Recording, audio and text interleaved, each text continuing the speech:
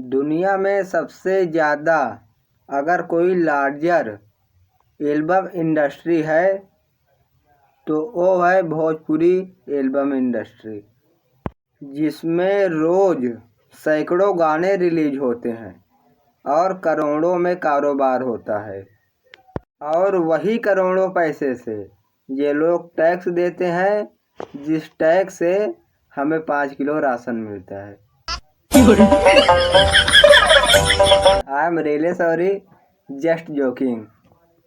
Bell ये बात भी सही है कि भोजपुरी इंडस्ट्री में जितने गाने रिलीज होते हैं उतना मुझे नहीं लगता कि किसी और इंडस्ट्री में रिलीज किए जाते होंगे।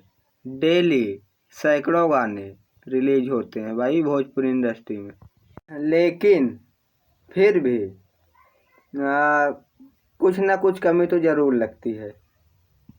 लेकिन अभी भी एक रिकॉर्ड है जो इस इंडस्ट्री ने नहीं पूरा कर पाया।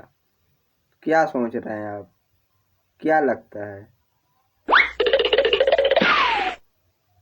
हाँ, बिल्कुल सही। अभी भी इस एल्बम इंडस्ट्री में कोई भी गाना बिलियंस में नहीं गया है। तो क्या ये कलंक ही रह जाएगा या ये इंडस्ट्री धो देगी इस कलंक को? तो टेंशन मत लीजिए, बहुत जल्द ये इंडस्ट्री भी इस रिकॉर्ड को पार कर लेगी। किस गाने के जरिए? वो गाना है हेलो कौन। हम बोले नहीं जानते। वेल अभी वो गाना 994 मिलियन व्यूज़ पार कर चुका है। अब 6-7 मिलियन रह गए, बहुत जल्द इतने भी हो जाएंगे और ये गाना बिलियंस ऑफ व्यूज़ पार कर जाएगा। बट अभी ये जो विवाद चल रहा है पवन सिंह और खेसारी लाल का, ये विवाद नहीं है। ये यूट्यूबरों को मसाला दिया जाता है कि लो भैया बनाओ इस पर वीडियो।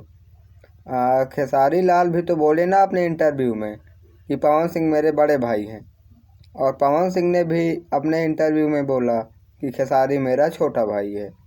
लेकिन जब बात इंडस्ट्री की आए तो सबको एक साथ आगे आना चाहिए। वेल वो चाहे खेसारी के फैंस हों, पवन के फैंस हों या रितेश पांडे के फैंस हो, उसमें यह नहीं देखना चाहिए कि सिंगर कौन है, एक्टर कौन है। बात इंडस्ट्री की है तो जितने भी फैंस हैं सभी एक्टर्स के सब मिल करके उस गाने को 1 बिलियन पहुंचा दो जल्दी, ताकि ये इंडस्ट्री पे लगा हुआ दाग धुल जाए। ठीक है।